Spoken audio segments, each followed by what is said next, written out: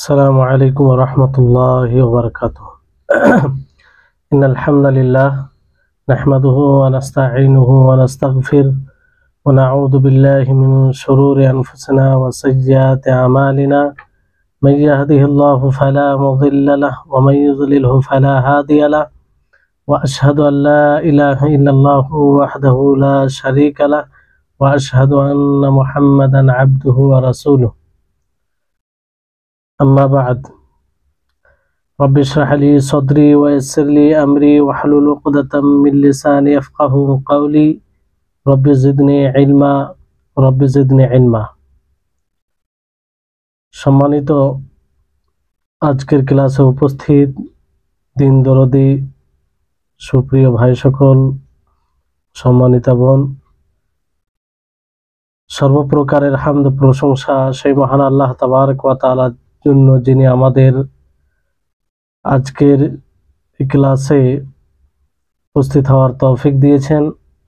যে ক্লাসের মাধ্যমে আমরা ঈমান বিনষ্টকারী বিষয় সম্পর্কে অবগত হওয়ার চেষ্টা করছি। তারপরে আমাদের সকলের প্রাণপ্রিয় নবী করিম মুহাম্মদ মুস্তাফা সাল্লাল্লাহু আলাইহি ওয়াসাল্লাম, ওনার উপর অসংখ্য শান্তি ধারা বর্ষিত হোক। আল্লাহুম্মা সাল্লি আলাইহি আল্লাহুম্মা বারিক আলাইহি। আজকে ইনশাআল্লাহ শেখ মুহাম্মদ ইবনে আব্দুল ওয়াহাব রাহিমাহুল্লাহ তিনার যে একটি গুরুত্বপূর্ণ বই নওয়াকিজুল ইসলাম, সেই বইয়ের আমরা প্রায় 14-15 নম্বর ক্লাসে 15 নম্বর ক্লাস শুরু করতে যাচ্ছি। আজকের ক্লাসে ইনশাআল্লাহ নবম ইসলাম বিনষ্টকারী বিষয় সম্পর্কে আমরা আলোচনা করব, জানব। শেখ মুহাম্মদ ইবনে আব্দুল ওয়াহাব রাহিমাহুল্লাহ তিনি বলেন যে আত-তাসি' মান ই'তাকাদা আন্না বা'দ আন-নাস ইয়াসআউহু আল-খুরুজ আন শরীআতি মুহাম্মাদিন সাল্লাল্লাহু আলাইহি ওয়াসাল্লাম কামা ওয়াসা'আল খিজর আল-খুরুজ আন শরীআতি মূসা আলাইহিস সালাম ফাহুয়া কাফির। নবম বিষয় হলো, যে ব্যক্তি এই আকীদা পোষণ করবে, ধারণা করবে যে কিছু মানুষ সে মুহাম্মদ সাল্লাল্লাহু আলাইহি সাল্লামের দিন থেকে, শরীয়ত থেকে বের হওয়া, কিছু মানুষের বের হওয়া সম্ভব রয়েছে, যেমন ভাবে খিজর আলাইহিস সালাম মূসা আলাইহিস সালামের শরীয়ত থেকে বের হয়েছিলেন। তো এই ধারণা যদি রাখে কেউ, তাহলে সে ব্যক্তি কাফির হবে, বিষয়টি খুবই গুরুত্বপূর্ণ। আর এই বিষয়টি আমাদের সমাজে বিভিন্নভাবে পাওয়া যায়, সেটা আমরা আলোচনার মাধ্যমে বুঝতে পারব। তো সর্বোপরি আমাদেরকে জানতে হবে যে মুহাম্মদ সাল্লাল্লাহু আলাইহি সাল্লাম তিনি সমস্ত মানব জাতি, জিন জাতির জন্য নবী রাসূল হিসাবে প্রেরিত হয়েছেন। আরব আজম হোক, ইহুদি নাসারা, মানব জিন যাই হোক না কেন, সকলের জন্য তিনি রাসূল হিসাবে প্রেরণ হয়েছে, যার অনুসরণ করা, যার আনুগত্য করা জরুরি। আর এটা নবী করিম মুহাম্মদ সাল্লাল্লাহু আলাইহি সাল্লামের বিশেষত্ব, যা পূর্বের কোনো নবীর ছিল না। পূর্বের নবী তাদেরকে কোনো জাতি, কোনো বিশেষ সম্প্রদায়কে লক্ষ্য করে তাদেরকে প্রেরণ করা হয়েছে, কিন্তু নবী করিম মুহাম্মদ সাল্লাল্লাহু আলাইহি ওয়াসাল্লাম সকলের জন্য কিয়ামত পর্যন্ত। হাদিসে এসেছে, নবী করিম মুহাম্মদ সাল্লাল্লাহু আলাইহি ওয়াসাল্লাম বলেন, কানা নাবিয়্যু ইউবআসু ইলা কওমি খাসসাতান ওয়া বুইসতু ইলান নাসি কাফাতান। যে নবী পূর্বের সমস্ত নবীকে তাদের বিশেষ সম্প্রদায়ের নিকটে প্রেরণ করা হয়েছে, আর আমাকে সমস্ত মানব জাতির হিসাবে প্রেরণ করা হয়েছে। আর আল্লাহ তাবারক ওয়া তাআলা তিনিও বলেন যে ওমা আরসালনাকা ইল্লা কাফাতান লিন-নাসি বাশীরা ওয়া নাযীরা, যে আমি আপনাকে সমস্ত মানব জাতির জন্য প্রেরণ করেছি বাশীর, সুসংবাদদাতা হিসাবে, এবং সতর্ককারী হিসাবে। সূরা সাবার 28 নম্বর আয়াত। তারপরে আল্লাহ তাআলা আরাফের 158 নম্বর আয়াতে বলেন, কুল ইয়া আইয়ুহান নাসু ইন্নী রাসূলুল্লাহি ইলাইকুম জামিআ আল্লাযী লাহু মুলকুস সামাওয়াতি ওয়াল আরদ লা ইলাহা ইল্লা হুয়া ইউহয়ি ওয়া ইউমীত ফাআমিনু বিল্লাহি ওয়া রাসূলিহিন নাবিয়্যিল উম্মিয়্যিল্লাযী ইউমিনু বিল্লাহি ওয়া কালিমাতিহি ওয়াত্তাবিউহু লাআল্লাকুম তুফলিহুন। তো এই আয়াতে আল্লাহ তাবারক ওয়া তাআলা বলেন যে, হে নবী, আপনি বলে দিন, হে সারা বিশ্বের মানব জাতি, আমি তোমাদের সকলের নিকটে রাসূল হিসাবে প্রেরিত হয়েছি, যার জন্য আসমান ও জমিনের রাজত্ব, তিনি ছাড়া কেউ নেই, তিনি জীবিত করেন, মৃত্যু দেন। অতএব তোমরা আল্লাহর উপরে ঈমান নিয়ে এসো, তার রাসূলের উপরে, যিনি নিরক্ষর, যে আল্লাহর উপরে ঈমান আনবে এবং তার কালিমার উপরে ঈমান আনবে। ওয়াত্তাবিউহু, আর তারই তোমরা অনুসরণ করো, লাআল্লাকুম তাহতাদুন, যাতে তোমরা হেদায়েত প্রাপ্ত হও। তাহলে এইভাবে বিভিন্ন আয়াত আল্লাহ তাআলা এটা স্পষ্ট করেছেন বিভিন্ন আয়াতে যে তিনি সকলের নবী হিসাবে, রাসূল হিসাবে প্রেরণ হয়েছে।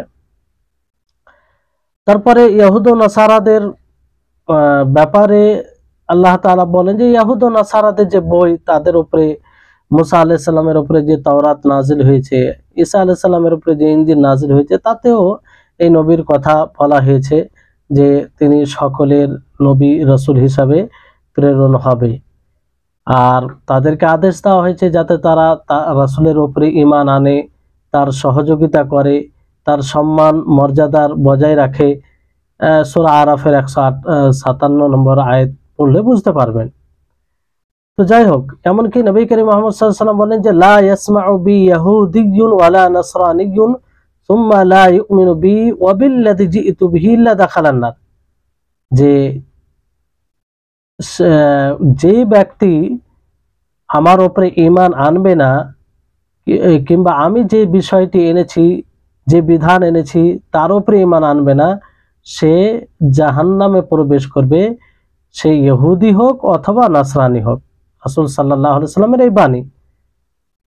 তাহলে এখান থেকে এটা স্পষ্ট হচ্ছে যে রাসূল সাল্লাল্লাহু আলাইহি ওয়াসাল্লাম তিনি সকলের নবী, তিনি সকলের রাসূল, তিনার বিধান সকলের বিধান, তিনি যে বার্তা নিয়ে এসেছেন আল্লাহর পক্ষ থেকে, এটা সকলের জন্য জরুরি। তো কি করে কেউ এই শরীয়ত থেকে বের হতে পারে, কি করে কারো ব্যাপারে এই ধারণা রাখা যেতে পারে যে পৃথিবীতে কিছু মানুষ আছে, কিছু ব্যক্তি আছে যাদের উপরে নবী করিম মুহাম্মদ সাল্লাল্লাহু আলাইহি সাল্লামের শরীয়তকে মানা জরুরি নয়। এমনকি ওমর বিন খাত্তাব রাদিয়াল্লাহু তাআলা আনহুকে যখন নবী করিম মুহাম্মদ সাল্লাল্লাহু আলাইহি সাল্লাম তার হাতে তাওরাত দেখেন, তো তিনি অপছন্দ করেছিলেন।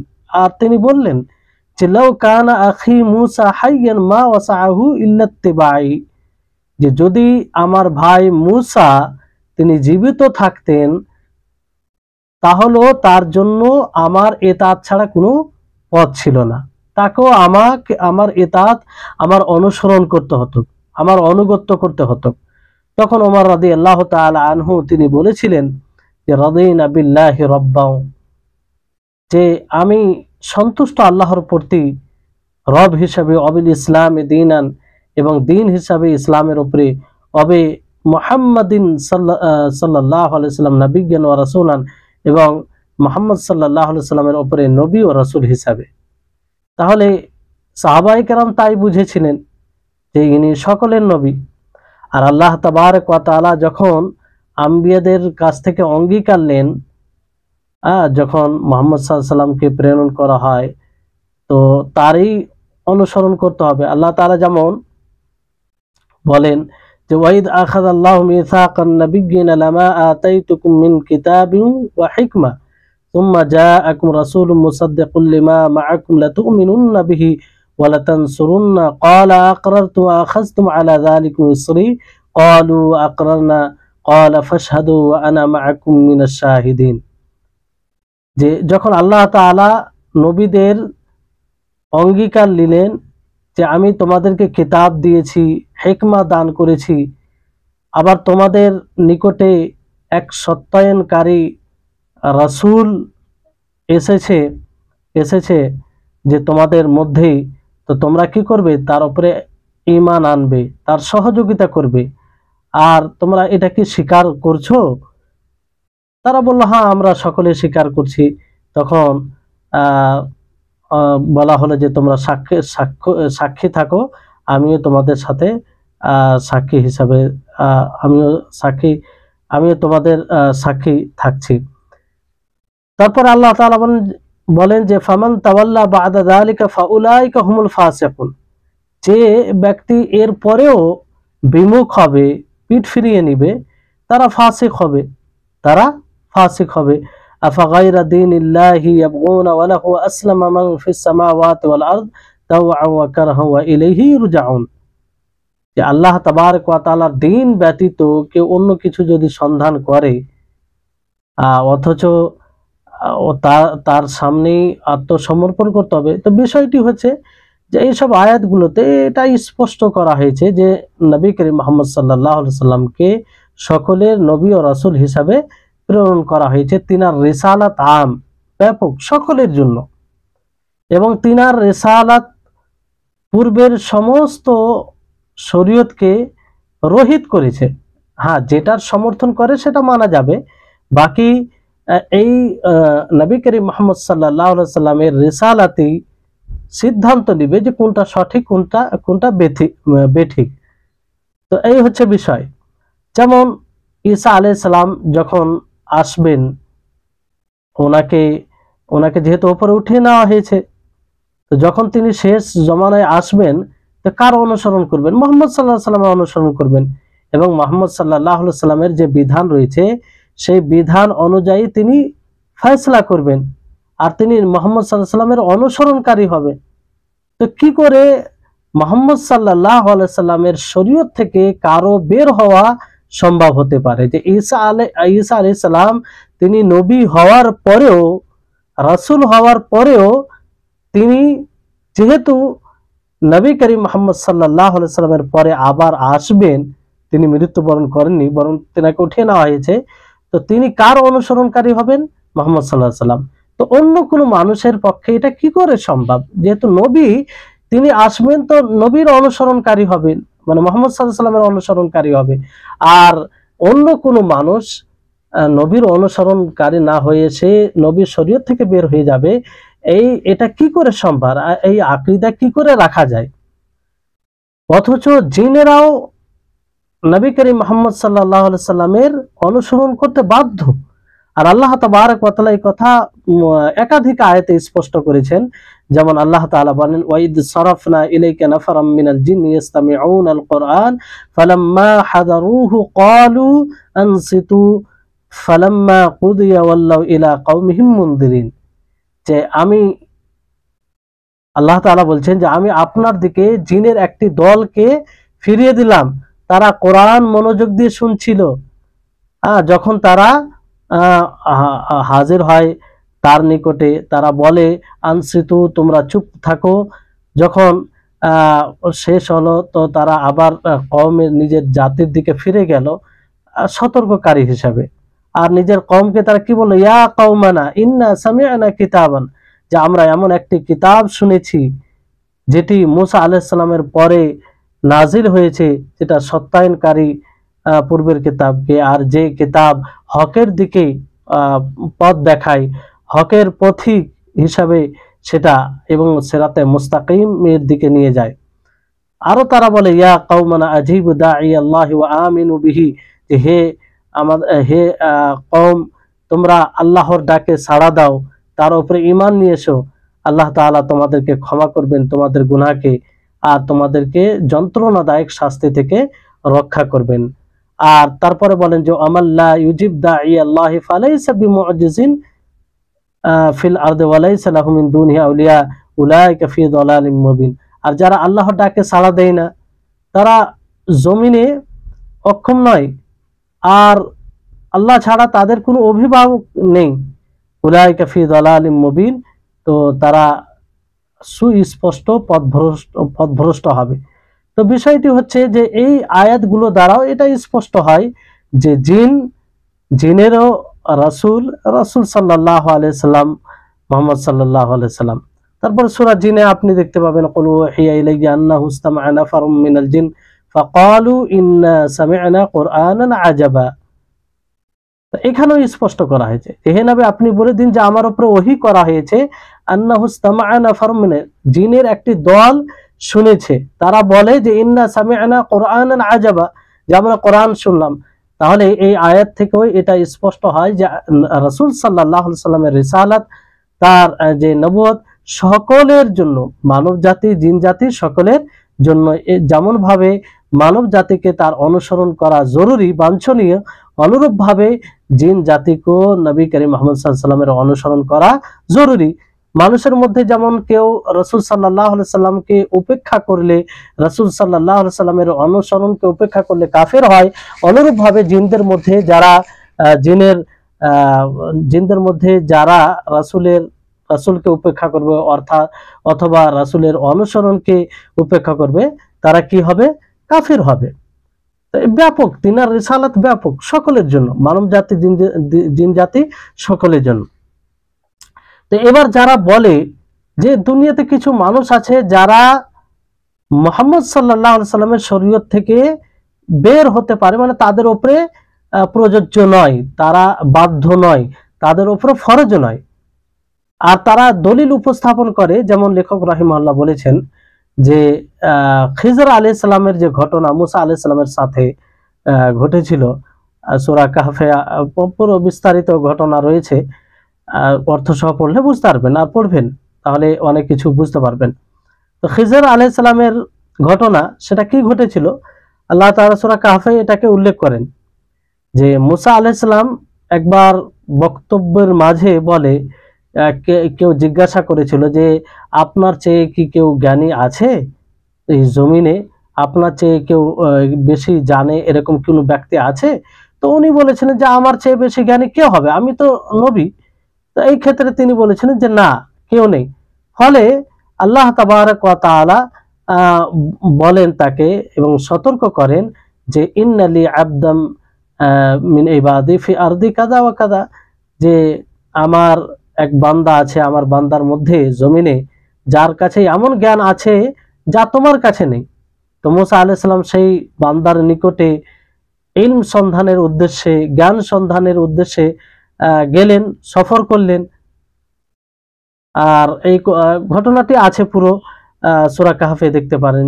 আল্লাহ তাআলা বলেন ওয়াইদ ক্বালা মূসা লিফাতাহু লা আবরাহু হাত্তা আবলুগা মাজমাআল বাহরাইন ওয়া আমদিয়া হুকবা। যখন স্মরণ করো যখন মূসা আলাইহিস সালাম বলেন যে আমি চলতেই থাকবো আর দীর্ঘক্ষণ চলবো, অর্থাৎ যেই বান্দার দিকে ইশারা ইঙ্গিত করলেন আল্লাহ তাআলা, তার তার তার তার কাছে আমি যাব। তো এইভাবে তিনি তার কাছে গেলেন, যাওয়ার পরে তিনি তাকে বলেন, অর্থাৎ খিজর আলাইহিস সালামের নিকটে, তো তাকে বলেন যে হাল আত্তাবিউকা আলা আন তুআল্লিমানি মিম্মা উল্লিমতা রুশদা। আল্লাহ তাআলা সূরা কাহফের 66 নম্বর আয়াতে বলেন যে আমি কি আপনার অনুসরণ করব এমন জিনিসের উপরে যেটা আপনি শিখিয়ে দিবেন, যা আপনাকে আল্লাহ তাআলা শিখিয়ে দিয়েছেন, হক ভালো। তো এইভাবে তিনি শিক্ষার উদ্দেশ্যে তার কাছে গিয়েছিলেন। আর তিনি বলেন যে এই ব্যাপারে কঠোরতা কিংবা তিনি আদবের সহিত এটা বলেন, অনুমতি চাইলেন। আর একজন যে ছাত্রর আদব থাকা দরকার শিক্ষকের সাথে, সেটা এই ঘটনা থেকে স্পষ্ট হয় যে প্রত্যেক ছাত্রকে তার শিক্ষকের সাথে ভালো আদবের সাথে পেশ হতে হবে, যাতে তার আখলাক চরিত্রে কষ্ট না পায়। তো মুসা আলাইহিস সালামকে দেখুন যে একজন নবী হওয়া সত্ত্বেও তিনি সুন্দরভাবে জিজ্ঞাসা করলেন যে আমি আপনার অনুসরণ করব এমন জিনিসের উপরে যা আপনি শিখিয়ে দিবেন, যেটা আল্লাহ তাআলা আপনাকে শিখিয়ে দিয়েছেন, কিংবা আল্লাহ আপনি বিশেষ কিছু জানেন যা আমি জানি না। তো এইভাবে তিনি উনাকে বলেন। আর খিজর আলাইহিস সালাম তখন বলেন আল্লাহ তাআলা সেই কথাটা বলেছেন যে ক্বালা ইন্নাকা লান তাস্তাতিআ মাইয়া সাবরা, যে তুমি আমার সাথে ধৈর্য অবলম্বন করতে পারবে না। অর্থাৎ আমি এমন কিছু শিক্ষা দান করব যেটা হয়তো বাস্তব পরিপন্থী হবে, তোমাকে মনে হবে এটা মন্দ জিনিস, ফলে তুমি বলে ফেলবে। কারণ তোমার তোমার মধ্যে যে এমন একটা বিষয় আছে যে অসৎ কাজ দেখলে, অসৎ মনে হলে সেটার বিরোধিতা করবে, ফলে তুমি ধৈর্য ধারণ করতে পারবে না। তো যাই হোক, পুরো ঘটনা রয়েছে। ওই ঘটনার মধ্যে খিজর আলাইহিস সালাম এক নৌকাকে নষ্ট করেন, মানে ফেড়ে দেন, একটু মানে সেটাকে ত্রুটি যুক্ত করে দেন। তারপর এক গোলামকে, এক বাচ্চাকে হত্যা করেন, এক দেওয়ালকে ঠিক করেন।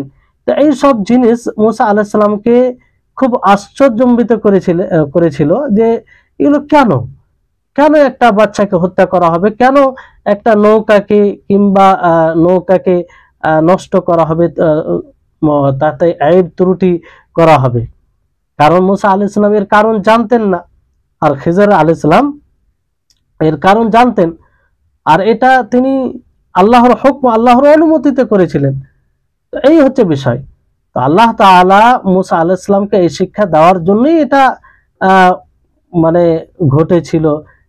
তারপরে খিজর আলাইহিস সালাম বলেনও, তিনি আল্লাহ তাআলা সূরা কাহফে বলেন ওয়ামা ফাআলতুহু আন আমরি, যে এটা আমি নিজের ইচ্ছায় করিনি, নিজের ইচ্ছায় করিনি, বরং আল্লাহ তাবারক ওয়া তাআলার আদেশে করেছি, আল্লাহ তাবারক ওয়া তাআলার আদেশে করেছি। তারপরে তিনি মুসা আলাইহিস সালামকে বলেন যে আমার কাছে এমন কিছু ইলম আছে যা আল্লাহ তাআলা আমাকে শিখিয়ে দিয়েছেন, আর সেটা তোমার কাছে নেই। আর তোমার কাছে কিছু ইলম আছে যা আল্লাহ তাআলা তোমাকে শিক্ষা দিয়েছে, সেটা আমার কাছে নেই। অর্থাৎ এই ঘটনা থেকে সুস্পষ্ট একটা পয়গাম যে দুনিয়াতে কেউ নিজেকে বড় জ্ঞানী বলে দাবি করতে পারে না, বড় জ্ঞানী বলে দাবি করতে পারে না। জ্ঞান এমন একটা জিনিস যে জ্ঞানের কোনো সীমা নেই, যে জ্ঞানের কোনো সীমায় পৌঁছাতে পারে না। আর কেউ বলতে পারে না যে আমি যতটুকু জানি এর চাইতে কেউ বেশি জানে না। তো যাই হোক, বিষয়টি হচ্ছে যে এই ঘটনা থেকে এক প্রকার মানুষ দলিল উপস্থাপন করে যে কিছু মানুষ আছে তাদের উপরে নবী করিম মুহাম্মদ সাল্লাল্লাহু আলাইহি সাল্লামের শরীয়তকে মানা জরুরি নয়। তো এখন বিষয়টি হচ্ছে, সর্বপ্রথম আগে আমরা জানার চেষ্টা করি যে খিজর আলাইহিস সালাম তিনি নবী ছিলেন না ওলি ছিলেন, তিনি নবী ছিলেন না ওলি ছিলেন। তো এই ব্যাপারে দুটি মত আছে। একটি মত হলো যে তিনি নবী ছিলেন, কারণ এই সব বিষয় যে তার কাছে যাওয়া আর মানুষের দৃষ্টি থেকে স্বাভাবিক তিনি দূরে ছিলেন, তো এটা এক প্রকারের মুজিজা ছিল, আর এই মুজিজা একমাত্র নবীদের সাথে ঘটে, এই কারণে তিনি নবী ছিলেন। আর দ্বিতীয় মত হচ্ছে না, তিনি ওলি ছিলেন, নবী ছিলেন না। এইগুলো কারামাত, কারামাত ওলিদের ক্ষেত্রে হয়, মুজিজা হয় নবীদের ক্ষেত্রে, আর ওলিদের ক্ষেত্রে কারামত হয়। তো এটা এক প্রকার তাদেরকে আল্লাহ তাআলা দেন যাতে মানুষ সহজে হকের দিকে আসে, এর পিছনে একটা উদ্দেশ্য আছে। তো এই হচ্ছে বিষয়। তো যাই হোক, এই ব্যাপারে দ্বিমত আছে। এবার এখানে আরেকটি প্রশ্ন জাগে যে খিজর আলাইহিস সালাম এখন জীবিত আছেন না তিনি মারা গেছেন। তো কোরআন ও হাদিসের দলিল দ্বারা এটা স্পষ্ট হয় যে তিনি মারা গেছেন। কারণ আল্লাহ তাআলা বলেন যে ওয়ামা জাআলনা লিবাশারিন মিন ক্বাবলিকাল খুলদ আফা ইম মিত্তা ফাহুমুল খালিদুন, সূরা আম্বিয়া 34 নম্বর আয়াত, যে আমি কোনো মানুষের জন্য, আপনার পূর্বে কোনো মানুষের জন্য স্থায়িত্ব দিইনি, কোনো মানুষকে স্থায়িত্ব দিইনি, মানে সে চিরকাল থাকবে, তার মৃত্যু হবে না, এরকম বিষয়, এরকম বিশেষতা কাউকে দিইনি। আফাই মিথ্যা, আপনি যদি মৃত্যুবরণ করেন তো তারা কি চিরস্থায়ী থাকবে? তো এই আয়াত থেকে এটা স্পষ্ট যে সকলেই মারা যাবে। আর আল্লাহ তাআলার একটি আয়াত যেটা প্রসিদ্ধ সূরা রহমানে, কুল্লু মান আলাইহা ফান, যে সমস্ত কিছু সেটা ধ্বংস হবে, কিছুই বাকি থাকবে না আল্লাহ তাবারক ওয়া তাআলা ছাড়া। তো খিজর আলাইহিস সালাম আল্লাহর বান্দার মধ্যে একজন বান্দা, আদম সন্তানের মধ্যে এক সন্তান, অর্থাৎ আল্লাহর বান্দা সময়ের মধ্যে একজন বান্দা। তো যেমন অন্য মানুষ পূর্বের সকলে মারা গেছেন, তিনিও মারা যাবেন। আর তিনি যদি জীবিত থাকেন তো কার অনুসরণ করবে? নবী করিম মুহাম্মদ সাল্লাল্লাহু আলাইহি ওয়াসাল্লামের অনুসরণ করবে। তিনি নবী করিম মুহাম্মদ সাল্লাল্লাহু আলাইহি ওয়াসাল্লামের অনুসরণ করবেন। তো যাই হোক, যেটা বিষয় হচ্ছে যে তিনি মারা গেছেন, এটা স্পষ্ট। এবার বিষয়টি হচ্ছে যে খিজর আলাইহিস সালাম মুসা আলাইহিস সালামের কেন অনুসরণ করেনি?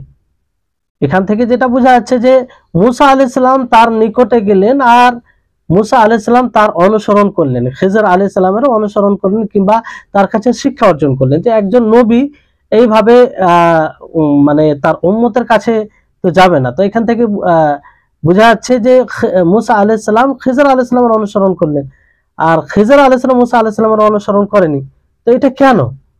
অথচ মুসা আলাইহিস সালাম নবী ছিলেন।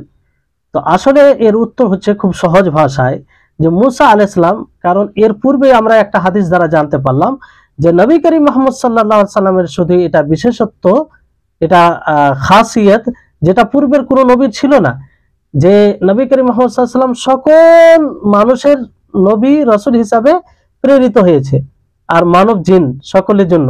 কিন্তু পূর্বের যত নবী ছিল একটা বিশেষ সম্প্রদায়, বিশেষ জাতির জন্য নবী হিসাবে। তো মুসা আলাইহিস সালাম তিনার রিসালাত যেটা ছিল সেটা আম ছিল না, ব্যাপক ছিল না। তার রিসালাত বনু ইসরাইলদের জন্য খাস ছিল, বিশেষ ছিল। তিনি সমস্ত মানুষের জন্য রাসূল হিসাবে প্রেরিত হননি, আর সমস্ত লোকের তিনি নবীও ছিলেন না মুহাম্মদ সাল্লাল্লাহু আলাইহি সাল্লামের মতো। ফলে খিজর আলাইহিস সালাম তার উম্মত ছিলেন না, এই জন্য তার অনুসরণ করেননি। তা মুসা আলাইহিস সালামের শরীয়ত থেকে তিনি বাইরে ছিলেন, যেহেতু তার উম্মত ছিলেন না। তো এটা সহজ বিষয়, তাহলে এখানে এটা স্পষ্ট। তারপরে তাহলে এখান থেকে তারা যে দলিল উপস্থাপন করে, তাহলে এইখান থেকে তাদের খণ্ডন হয়ে গেল যে খিজর আলাইহিস সালাম তার অনুসরণ এই জন্য করেনি যে তিনি তার উম্মত ছিলেন না। আর এখন যারা আছে মুহাম্মদ সাল্লাল্লাহু আলাইহি সাল্লামের পরে যারাই এসেছে, তারা তো সকলেই নবীর উম্মত, তারা তো অন্য কোনো নবীর উম্মত হতে পারে না, কারণ মুহাম্মদ সাল্লাল্লাহু আলাইহি সাল্লাম তিনি শেষ নবী, শেষ রাসূল। যাই হোক, এবার আসুন যে মুহাম্মদ সাল্লাল্লাহু আলাইহি সাল্লামের শরীয়ত থেকে বের হয়ে যাওয়া, এটা কয়েক ধরনের হয়। তার মধ্যে একটা হয় যে কুফরি, একটা কুফরি হয়, একদম কুফরি হয়, কাফির হয়ে যায়, যে যদি নিজেকে বের করে দেয় আল্লাহ রাসূল সাল্লাল্লাহু আলাইহি সাল্লামের শরীয়ত থেকে, তাহলে এটা কুফরি হবে, কাফির হয়ে যাবে।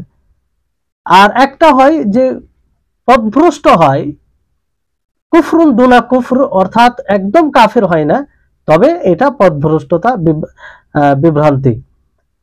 যেমন কেউ যদি একদম নিজেকে পুরোপুরি ইসলাম থেকে বের করে নেয়, শরীয়ত থেকে নিজেকে মুক্ত মনে করে, তাহলে এটা কাফির হবে। কেউ যদি আংশিকভাবে নিজেকে শরীয়ত থেকে মুক্ত মনে করে, নিজেকে শরীয়ত থেকে বের করে দেয় কোনো জিনিস থেকে, কোনো এক বিধান থেকে, আর সেটাকে হালাল মনে করে, সেটাকে বৈধ মনে করে, তাহলে এটাও কুফরি হবে, এটাও কাফির হয়ে যাবে। আর কেউ যদি শরীয়তের কোনো জিনিস থেকে বের হয় কিন্তু এটাকে হালাল মনে করে না, এটাকে পাপ মনে করে, গুনাহ মনে করে, তো এরকম ব্যক্তি কাফের হবে না, কিন্তু পথভ্রষ্ট হবে। কি হবে? পথভ্রষ্ট হবে। তো এবার আসুন কিছু আপনাদেরকে দিক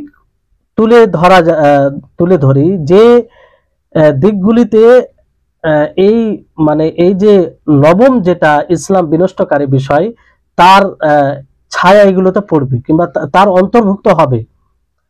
নবম ইসলাম বিনষ্টকারী কি? যে কিছু মানুষের জন্য এরকম ধারণা করা যে তাদের উপরে মুহাম্মদ সাল্লাল্লাহু আলাইহি সাল্লামের শরীয়ত ফরজ নয়, তারা এমন এক স্থানে, এমন এক পর্যায়ে, এমন এক মাকাম অর্জন করেছে, ফলে তাদের আর অনুসরণ করতে হবে না, এরকম ধারণা। যেমন কিছু মানুষ ধারণা রাখে, এরকম একটা ধারণা খিজর আলাইহিস সালামের মতো, যে খিজর আলাইহিস সালাম যেমন মুসা আলাইহিস সালামের শরীয়ত থেকে আলাদা ছিল, অথচ তিনি ছিলেন, তো মুসা আলাইহিস সালাম বিদ্যমান ছিলেন, তো মুসা আলাইহিস সালামের শরীয়ত থেকে তিনি আলাদা ছিলেন। তো অনুরূপ ভাবে এই উম্মতে মুহাম্মাদিয়াতে কিছু লোক আছে যারা মুহাম্মদ সাল্লাল্লাহু আলাইহি ওয়াসাল্লামের শরীয়ত থেকে আলাদা, অর্থাৎ তাদের উপরে ফরজ নয়, তারা মুকাল্লাফ নয়। এরকম ধারণা কারা রাখে? যেমন সুফিরা, একদম কট্টর যারা সুফি তারা রাখে। তারা বলে যে যখন কোন সুফি মারিফত বিল্লাহ পর্যন্ত পৌঁছে যায়, মানে আল্লাহকে এমন ভাবে চিনে যায়, আল্লাহর এমন ভাবে পরিচয়, তাদের ধারণা অনুযায়ী এটা তো আল্লাহর পরিচয় নয়, বরং পথভ্রষ্টতা ছাড়া কিছু নয়। আল্লাহর পরিচয় নয়, আল্লাহর পরিচয় তো ইমানকে বৃদ্ধি করবে, আল্লাহর পরিচয় তো রসুলের ভালোবাসাকে আরো মজবুত করবে, আল্লাহর পরিচয় তো আরো দিনের প্রতি মজবুত হবে। তো এটা কোন আল মারিফা বিল্লাহ যে সে মনে করবে যে আমার উপরে আর শরীয়ত মানা জরুরি নয়। তো এগুলো পথভ্রষ্টতা ছাড়া কিছু নয়, এগুলো শয়তানি একটা পথ, শয়তানি পদ্ধতি, শয়তানি ধারণা। তো তারা ধারণা রাখে যে সুফি কোন সময় সুফি মারিফত বিল্লাতে আল্লাহর পরিচয়ে এত দূরে পৌঁছে যায় যে তার জন্য রাসূলকে মানা, রাসূলের অনুসরণ করা জরুরি নয়, কারণ সে আল্লাহ পর্যন্ত পৌঁছে যায়। নাউজুবিল্লাহ। আর তারা বলে যে রাসূলকে প্রেরণ করা হয়েছে সাধারণ মানুষের জন্য, আর এরা যারা বিশেষ একটা মাকাম অর্জন করেছে, বিশেষ একটা স্থান লাভ করেছে, আল্লাহ তাআলাকে এমন ভাবে চিনতে পেরেছে যে এরা খাস হয়ে গেছে, তো এই খাস লোকদের জন্য রাসূল নয়, তো এরা আল্লাহর নিকটে পৌঁছে গেছে, ফলে রাসূলের এদের কোনো প্রয়োজন নেই। তাহলে এই ধরনের যারা ধারণা রাখে তারা কাফির হবে, তাদের ইসলাম ঈমান কোনো মতেই সংরক্ষিত থাকতে পারে না। তারপরে এরকমও বলে অনেকেই যে আমরা ইলম নিই সরাসরি আল্লাহর কাছ থেকে, সরাসরি কি আল্লাহর কাছ থেকে, আল্লাহ আমাদের উপরে কাশফ করে, আল্লাহ আমাদের উপরে মানে আমাদেরকে সরাসরি জ্ঞান দেয়। নাউজুবিল্লাহ। আর বলে যে তোমরা যে সব ইলম নাও, যে জ্ঞান অর্জন করো মৃত ব্যক্তি থেকে, মানে মৃত ব্যক্তি থেকে, অর্থাৎ যে হাদিসগুলো আমরা পাঠ করি, যে হাদিসগুলোকে বোঝার চেষ্টা করি, সেগুলো তো বর্ণনাকারী তারা মারা গেছে, এজন্য বলে যে তোমরা মৃত ব্যক্তিদের কাছ থেকে জ্ঞান অর্জন করো, আর আমরা সরাসরি আল্লাহর কাছ থেকে জ্ঞান নিই। তারা এইভাবে বলে, ফলে তারা কি বলে, তাহলে এরকম যদি বলে আর ধারণা রাখে তো ইসলাম থাকবে? কোনো মতেই থাকবে না। এটাও এই ইসলাম ভঙ্গকারী বিষয়ের অন্তর্ভুক্ত হবে। তারপরে তারা এটাও বলে যে এই বাধ্যকতা, মানে যেগুলো পিছনে বলা হলো, তারা মুকাল্লাফ হয় না, তারা কোনো জিনিস মানতে বাধ্য নয়, কারণ তারা আল্লাহ পর্যন্ত পৌঁছে গেছে। তারা না সালাত আদায় করবে, না আল্লাহর ইবাদত করবে, কারণ ইবাদত এটা হচ্ছে সাধারণ মানুষের জন্য। কাদের জন্য? সাধারণ মানুষের জন্য। আর তাদের উপরে কোনো জিনিস হারাম করা হয় না, ভালো কাজের আদেশ, মন্দ কাজ থেকে নিষেধ, হালাল হারাম, এটা সাধারণ মানুষের জন্য হয়, তাদের জন্য হয় না, কারণ তারা খাস, তারা আল্লাহর নিকটে পৌঁছে গেছে। এই জন্য তাদের জন্য জিনা, ব্যভিচার, লিওয়াতাত, সমকামিতা, এগুলো সব কিছু হালাল তাদের জন্য, মানে তাদের জন্য হালাল হারাম বিষয় হয় না, তাদের জন্য সবই হালাল আর কি। তো এইভাবে তারা ধারণা রাখে। তো এরকম ধারণা রাখলে আর এইরকম যদি ব্যক্তি হয় তাহলে তার ঈমান নষ্ট হবে, এতে কোনো সন্দেহ নেই। তারপরে তারা এটাও বলে যে আমাদের উপরে কোনো হারাম যে বিষয় নেই, কারণ আমরা এমন এক পর্যায়ে পৌঁছে গেছি যে পর্যায়ে পৌঁছানোর কারণে আমরা মুকাল্লাফ হওয়ার যে একটা দায়রা সীমা আছে, সেই সীমাবদ্ধতা থেকে আমরা বের হয়ে গেছি। ফলে মানে আমাদের উপরে কোনো জিনিস আর হারাম নয়, কোনো জিনিস হারাম নয়। আসলে তো তারা সীমাবদ্ধ থাকে, মানে সীমা এমন দায়রাতে পৌঁছে গেছে, এমন সীমায় পৌঁছে গেছে যে তারা বলছে যে আর আমাদের উপরে কোনো জিনিস হারাম নয়। তো এই বিষয়টা আসলে তাদের বুদ্ধি বিলুপ্ত হয়ে গেছে, তাদের যে বিবেক রয়েছে সেই বিবেক বিলুপ্ত হয়ে গেছে, ফলে এই কথাটা বলে। কারণ শরীয়ত কার উপরে ফরজ হয় না, শরীয়ত মানা জরুরি কার জন্য নয়? যারা পাগল, যারা ব্রেনলেস, যারা বিবেকহীন, যাদের ভারসাম্য থাকে না, যাদের ভারসাম্যহীন, যারা ভারসাম্যহীন হয়ে যায়, ব্রেন কোনো কাজ করে না, তাদের উপরে শরীয়তের কোনো বিধান ফরজ নাই। তো আসলে এই অবস্থায় তারা পৌঁছে যায় শরীয়তের দৃষ্টিতে। তারা এই জন্য এই কথাগুলো বলে তারা। তো এই ধরনের মানে কথা বলা, ধারণা রাখা, এগুলো ইসলামকে বিনষ্ট করে দেয়। আর এইগুলো, এই ধরনের লোক পাবেন আপনি সমাজে, পাবেন যারা বলে যে আমাদের কিছু পীর আছে, তারা এত সৎ, এত নেক, তারা এত ভালো কাজ করে যে তাদের জন্য একটা বিশেষ বিধান আছে, তারা আমাদের মতো নয়। তো এই কথা যারা বলে, বিশ্বাস করে আর বলে, তাদেরও ঈমান থাকবে না, তাদেরও ইসলাম নষ্ট হবে। কিন্তু সমাজে পাওয়া যায় এরকম, বিশেষ করে যারা পীর পীর পীরে বিশ্বাসী, তারা তাদের মধ্যে এইগুলো বেশি পাওয়া যায়। তাদের মধ্যে অনেক কিছু পাওয়া যায়, তো এটা তাদের মধ্যে বেশি ব্যাপকভাবে পাওয়া যায়। তো বিষয়টি হচ্ছে, কেউ যদি কারো ভিতরে বেশি জ্ঞান থাকে, মারেফা বিল্লাহ, আল্লাহর পরিচয় বেশি লাভ করে, সে আল্লাহর ব্যাপারে বেশি জ্ঞান অর্জন করে, তো তাহলে তো সে আরো বেশি আল্লাহর ইতাআত করবে, রাসূলের অনুসরণ করবে, রাসূলের অনুসরণ করবে। কারণ এটা স্বাভাবিক। আল্লাহুম্মা যে ইলমে নাফে হবে, যদি ইলমে নাফে হয়, তাহলে এই ইলমে নাফে দুনিয়াতে উপকারী হবে, আখিরাতে উপকারী হবে। দুনিয়াতে উপকারী মানে কি, যে তাকে রাসূলের অনুসরণ করতে উদ্বুদ্ধ করবে, রাসূলের অনুসরণ করতে উদ্বুদ্ধ করবে। তাহলে এটা কেমন তারা আল্লাহর পরিচয় লাভ করে, মারিফাত বিল্লাহ খুব উঁচু মাকামে পৌঁছে যায়, যে তারা মনে করে যে তাদের জন্য রাসূলের অনুসরণ করা জরুরি নয়।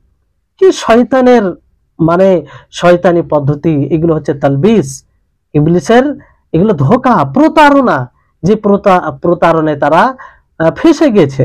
আসলে তারা নিজেরাই বিশুদ্ধ নয়, তাদের হৃদয় শুদ্ধ নয়, তাদের হৃদয় বক্র হয়ে গেছে, ফলে তারা এইসব কথায়, এইসব প্রতারণায় আসে।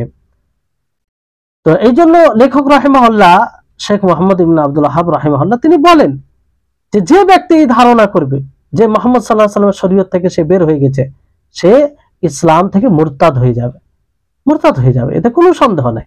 আর এতে সকলের সম্মতি রয়েছে। এই জন্য দেখবেন যারা এই ধরনের আকীদা রাখে, তারা কত রকম খরাফাত করে, হারাম কাজ করে, তারপরে বিভিন্ন রকম। আর এই ব্যাপারে সালাফগণ ভালো তাদের খণ্ডন করেছেন, আর তাদের মানুষের জন্য, মানুষের নিকটে এগুলো স্পষ্ট করেছেন। তো এই ইসলাম বিনষ্টকারী আরেক প্রকারের লোককে অন্তর্ভুক্ত করে, যে যারা আলমানি, অর্থাৎ যারা বলে যে দিন হুকুমত থেকে পৃথক, অর্থাৎ তারা বলে যে রাজত্ব, রাষ্ট্র আর দিন দুটো ভিন্ন ভিন্ন জিনিস। অর্থাৎ তারা কি বলে যে দিন, ইবাদত এগুলো মসজিদে হবে, আর মামলাত, মানুষের সাথে লেনদেন, মানুষের সাথে চলাফেরা, আর রাজনীতি, হুকুমত,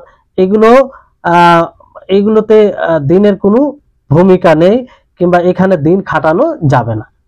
যারা এই ধরনের আকীদা রাখে, এই আকীদায় বিশ্বাসী হয়, তাদেরও ঈমান নষ্ট হবে, তাদেরও ঈমান নষ্ট হবে। আর এগুলো আলমানি, অর্থাৎ এক ধরনের এক প্রকার লোক পাওয়া যায় বর্তমান সময়ে, তাদেরকে বলা হয় যে তারা বলে যে দিন আল্লাহর জন্য এবং ওয়াতান সকলের জন্য, মানে রাষ্ট্র, দেশ সকলের জন্য এবং দিন আল্লাহর জন্য। তাহলে এটা কুফরি আকীদা। এই আকীদা মানুষের ঈমানকে বিনষ্ট করবে, মানুষের ইসলামকে বিনষ্ট করবে, এতে কোনো সন্দেহ নেই। এটা কি করে হতে পারে? এই দিন হচ্ছে পুরো মানুষের জীবনের, দিনে মানুষের জীবন পদ্ধতি তুলে ধরা হয়েছে, যে সে কিভাবে চলবে। আর রাসূল সাল্লাল্লাহু আলাইহি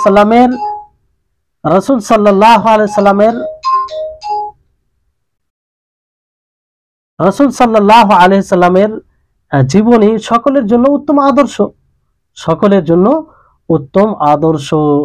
সব জায়গায়, শুধু মসজিদে আদর্শ হবে, মাদ্রাসায় আদর্শ হবে, ইবাদত খানে আদর্শ হবে, আর অন্য জায়গায় আদর্শ হবে না, এটা কোনোদিন হতে পারে না। লাকাদ কানা লাকুম ফি রাসূলিল্লাহি উসওয়াতুন হাসানা। তো যারা যারা এই ধারণা রাখে যে দিন আলাদা জিনিস এবং রাষ্ট্র আলাদা জিনিস, দিন আলাদা জিনিস, রাষ্ট্র আলাদা জিনিস, অর্থাৎ রাষ্ট্র পরিচালনা করতে গিয়ে দিনের কোনো প্রয়োজন নেই। তারা কি বলে? দিনের কোনো প্রয়োজন নেই, শরীয়তের কোনো প্রয়োজন নেই। তো এই ধারণা ইসলামকে বিনষ্ট করবে, এই ধারণা ইসলামকে বিনষ্ট করবে। অনুরূপভাবে দেখবেন কিছু দার্শনিক যারা স্কলার রয়েছে কিংবা দর্শন সম্পর্কে ব্যাপক জ্ঞান রাখে, তারা বলে যে তারা কি বলে যে আকীদা এবং যে মৌলিক বিষয় আকীদা, যে আমরা দ্বীন ইসলাম সম্পর্কে, কিতাব সম্পর্কে, নবী সম্পর্কে, ফারিস্তাগণ সম্পর্কে, যে মানে পুরো দিনটাই তো আকীদার উপরে নির্ভর করে। তো তারা এই আকীদাকে কিতাব ও সুন্নাত থেকে বের করে দেয়, বলে যে এই আকীদা কিতাব ও সুন্নাত থেকে নেওয়া যাবে না। কারণ তারা বলে যে কিতাব ও সুন্নাত এটা মানে একটা জন এর লাভ দেয়, অর্থাৎ নিশ্চয়তা দেয় না। তাদের ধারণা নিশ্চয়তা দেয় না। তারা বলে যে আমাদের মধ্যে যে বিবেক আছে, যে বুদ্ধি আছে, যে আকল আছে, সেটা নিশ্চয়তা একদম নিশ্চিতের লাভ দেয়। ফলে আকীদা মানুষের ধারণা বিবেক সম্মত হবে, মানে বুদ্ধিসম্মত হবে। এক প্রকারের লোক দার্শনিক তারা বলে, এই ধারণা যদি করে, এই কথা যদি কেউ বলে, তাহলে এতেও ইসলাম নষ্ট হবে, এতেও ইসলাম নষ্ট হবে, তাতে কোনো সন্দেহ নেই। কারণ আকীদা তো মৌলিক বিষয়, এটাকেই যদি ইসলাম থেকে বের করে দেওয়া হয়, তাহলে ইসলামের আর কি বাকি থাকবে? কিছুই বাকি থাকবে না। তো প্রত্যেক মুসলিমের উপরে এটা জরুরি যে কিতাব ও সুন্নাতের অনুসরণ করবে সমস্ত বিষয়, কোনো বিষয় পৃথক হবে না। কিতাব ও সুন্নাতের অনুসরণ থেকে কোনো বিষয় পৃথক হবে না। যদি কোনো মানুষ কোনো বিষয়কে পৃথক মনে করে, যে মনে করে এই বিষয়ে, এই জায়গায় কোরআন ও হাদিসের অনুসরণ করা জরুরি নয়, তাহলে তার ঈমান নষ্ট হবে, তার ইসলাম নষ্ট হবে। সব বিষয়ে কিতাব ও সুন্নাতের অনুসরণ করা জরুরি। আর এই আকীদা আমাদের রাখতে হবে, সেটা শিষ্টাচার হোক, আকীদা হোক, মুআমালাত, মানুষের সাথে লেনদেন হোক, আখলাক, চরিত্র হোক, সমস্ত বিষয়। আর এই ধারণা রাখতে হবে যে নবী করিম মুহাম্মদ সাল্লাল্লাহু আলাইহি সাল্লামের রিসালাত সমস্ত বিষয়কে অন্তর্ভুক্ত করে, সমস্ত সময়ের সদা সর্বদা এটা উপযুক্ত, সব জায়গার জন্য উপযুক্ত। কারণ এটা আল্লাহ তাবারক ওয়া তাআলা নাজিল করেছেন, আল্লাহ তাবারক ওয়া তাআলা অবতীর্ণ করেছেন। আর তিনি হাকিম, তিনি জানেন যে আগামীতে কি হবে, আগামীতে কোন শরীয়ত প্রযোজ্য হবে, আর সেই আল্লাহ নাজিল করেছেন। আর সেই শরীয়ত ব্যাপারে কেউ যদি ধারণা রাখে যে না, এই শরীয়ত পূর্বের সময়ের জন্য প্রযোজ্য ছিল, উপযুক্ত ছিল, আর এখন উপযুক্ত নয়, তাহলে এক প্রকার ভাবে কোন সময় থেকে এই শরীয়তকে খারিজ করে দেওয়া হয়েছে, যেটা ইসলাম বিনষ্টকারী আমল হবে, ইসলাম বিনষ্টকারী আমল হবে। আল্লাহ তাবারক ওয়া তাআলা যা নাজিল করেছেন সেটাতে কোনো ভুল হবে না, সেটাতে কোনো প্রকারের অনর্থক জিনিস আসতে পারে না। কারণ যার পক্ষ থেকে নাজিল হয়েছে তিনি হচ্ছেন হাকিম, তিনি হচ্ছেন হামিদ, প্রশংসিত। আর প্রশংসিত সেই ব্যক্তি হয় যে প্রশংসিত সেই সত্তা যার কোনো প্রকারের ত্রুটি নেই। হাকিম সেই যার কোনো অনর্থক কাজ, কিছু অনর্থক বলতে কিছু হয় না। আল্লাহ তাআলা বলেন ওয়া ইন্নাহু লাকিতাবুন আজিজ লা ইয়াতিহিল বাতিলু মিন বাইনি ইয়াদাইহি ওয়ালা মিন খালফিহি তানজিলুম মিন হাকিমিন হামিদ। যে এই বাতিল কোরআনে না তার আগে থেকে পিছন থেকে বাতিলের আগমন ঘটবে, বাতিল আশ্রয় নেবে, সম্ভবই নয় এটা। কেন সম্ভব নয়? কারণ তানজিলুম মিন হাকিমিন হামিদ, আল্লাহ তাআলা তার কারণ নিজেই উল্লেখ করেছেন যে এটা হাকিমের পক্ষ থেকে, হামিদের পক্ষ থেকে নাজিল হয়েছে। এই কোরআনের ব্যাপারে, এই শরীয়তের ব্যাপারে ধারণা রাখা যে এটা অমুক সময়ের জন্য উপযুক্ত আর অমুক সময়ের জন্য উপযুক্ত নয়, তাহলে এটা তো এক প্রকার ভাবে শরীয়ত থেকে কোন সময়কে খারিজ করে দেওয়া হলো, যেটা ইসলাম বিনষ্টকারী আমল হবে। তারপরে এই বিনষ্টকারী বিষয়ে এই কথাটিও আসবে, এই কথাটিও অন্তর্ভুক্ত হবে যারা বলে যে এই শরীয়ত যেটা পূর্বে বললাম যে পূর্বের সময়ের জন্য এটা প্রযোজ্য উপযুক্ত, বর্তমান সময়ে এটা প্রযোজ্য নয়, কারণ বর্তমান সময়ে অনেক জিনিস নিত্য নতুন তৈরি হয়েছে যেগুলো পূর্বে ছিল না, এখন এসেছে। তো এই কারণে এখন এটা উপযুক্ত নয় এইভাবে যদি কেউ বলে। আর এটাতে কেউ যদি সন্দেহ পোষণ করে যে এই কথা কুফরি হবে কি হবে না, সেও কাফির হয়ে যাবে, তার ঈমান নষ্ট হবে।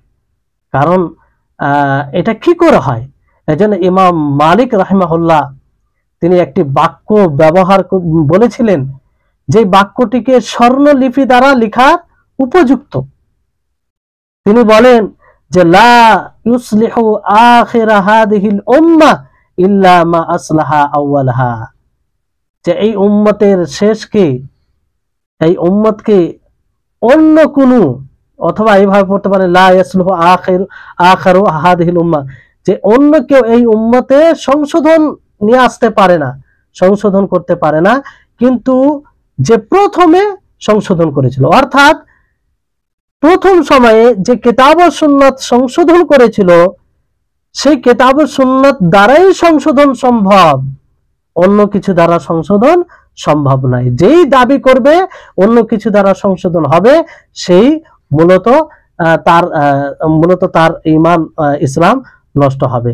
কারণ এই দিন, এই ইসলাম পরিপূর্ণ। আল্লাহ তাবারক ওয়া তাআলা ঘোষণা করেছেন, আল ইয়াউমা আকমালতু লাকুম দীনাকুম ওয়া আতমামতু আলাইকুম নি'মাতি ওয়া রাদিতু লাকুম ইসলাম দীনা, যে আমি তোমাদের জন্য তোমাদের দিনকে কমপ্লিট করেছি, পরিপূর্ণ করেছি, আর তোমাদের উপরে আমার নেয়ামতকে কমপ্লিট করেছি।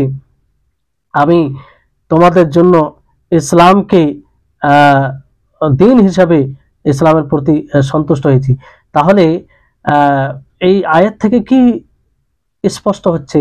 যে এই ইসলাম, এই কোরআন, রাসূল সাল্লাল্লাহু আলাইহি সাল্লামের রিসালাত, এটা কিয়ামত পর্যন্ত সদা সর্বদা উপযুক্ত, সব সময়ের জন্য, সমস্ত জায়গার জন্য। কারণ তিনি যিনি ঘোষণা দিয়েছেন, তিনি তো সবকিছু জ্ঞান রাখেন। এটা কি করে হতে পারে যে এমন কোন সময় আসবে যে সময় এটা উপযুক্ত হবে না? তো যাই হোক, আজকের এই ক্লাস এখান থেকে শেষ করছি। পরবর্তী সময় ইনশাআল্লাহ আরো কিছু কথা রয়েছে, সেগুলো পূর্ণ করব, তারপরে আমরা আস্তে আস্তে এগিয়ে যাব। বিষয়গুলো খুব ভালোভাবে বোঝার চেষ্টা করবেন, এগুলো খুব গুরুত্বপূর্ণ, এই সব জিনিসকে বোঝার দরকার আছে।